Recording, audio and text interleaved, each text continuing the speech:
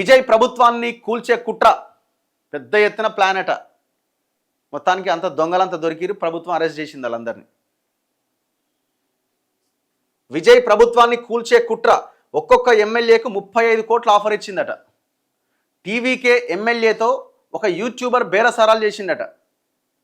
పోలీసులకు ఫిర్యాదు చేయడంతో 5గురు అరెస్ట్ అయ్యారట.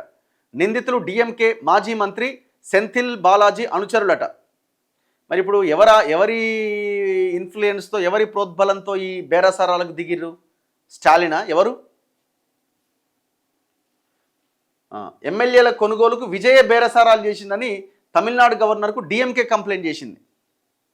ఎందుకంటే ఇప్పుడు డిఎంకే మీద పడుతున్నాడు విజయ్ అని డిఎంకే పోయి విజయ్ మీద కంప్లైంట్ చేసిందట.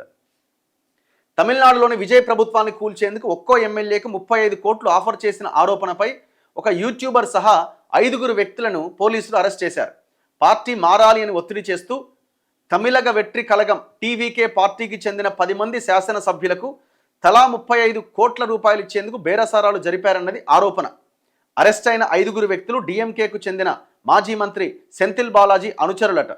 కృష్ణగిరి జిల్లా ఉత్తాంగరై నియోజకవర్గ టీవీకే ఎమ్మెల్యే ఎన్ ఇళయరాజాకు ఇటీవల ఒక యూట్యూబర్ ఫోన్ చేసిండట. ఫోన్ చేసి ఈ బేరసారాలు జరపడంతో ఆయన greater Chennai police commissioner Amal రాజుకు రాతపూర్వకంగా కంప్లైంట్ చేసిండట. ఆ ఫిర్యాదుపై విచారణ జరిపి తగు చర్యలు చేపట్టాలంటూ రిప్లికేన్ పోలీసులను కమిషనర్ ఆదేశించిండు. దీనిపై ప్రత్యేక దళం పోలీసులు లోతైన విచారణ జరిపి చెన్నై ఆరుంబాక్కం ప్రాంతానికి చెందిన యూట్యూబర్ను అరెస్ట్ చేసిరట. ఆయన పేరు తిరునావుక్కరసు. దర్యాప్తులో అతడు వెల్లడించిన వివరాల ఆధారంగా తిరుచికి చెందిన నరేష్, చెన్నైకి చెందిన త్యాగరాజన్లను అరెస్ట్ చేశారు.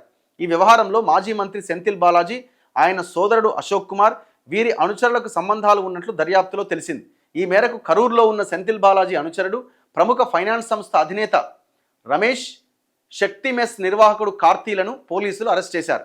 వీరిద్దరిని బుధవారం చెన్నైకి తీసుకొచ్చి రహస్య ప్రదేశంలో విచారణ జరుపుతున్నారు. ఇక తిరునావుక్కసు అండ్ నరేష్, త్యాగరాజన్లను పోలీసులు ఎగ్మూరు కోర్టులో హాజరుపరచగా 15 రోజుల జ్యుడిషియల్ కస్టడీ విధించిరట.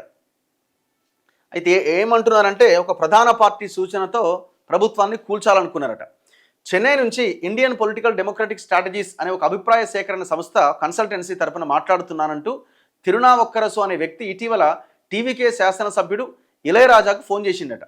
ఓ ప్రధాన పార్టీకి చెందిన ప్రముఖుల సూచన ప్రకారం తాను నేరుగా కలుసుకోవాలని అనుకుంటున్నా అని చెప్పిండట. ఆ సమయంలో తాను బిజీగా ఉన్నానంటూ ఇళయరాజ్ ఫోన్ కట్ చేసిండట.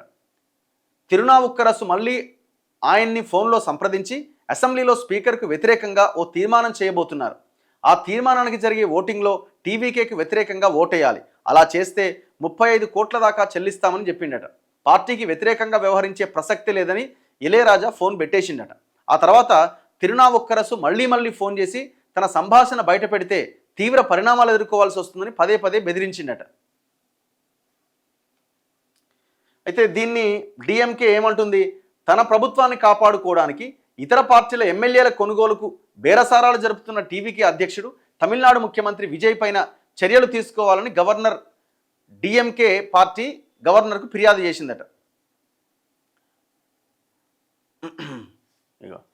తమ పార్టీకి చెందిన 2 శాసనసభ్యులు రాజీనామా చేస్తే ఉప ఎన్నికల్లో ఆ ఇద్దరిని గెలిపించేందుకు తానే ప్రచారం చేస్తాను అని విజయ్ హామీ ఇచ్చారని వైగో ఇటీవల విలేకరుల సమావేశంలో వెల్లడించారని గుర్తు చేశారు.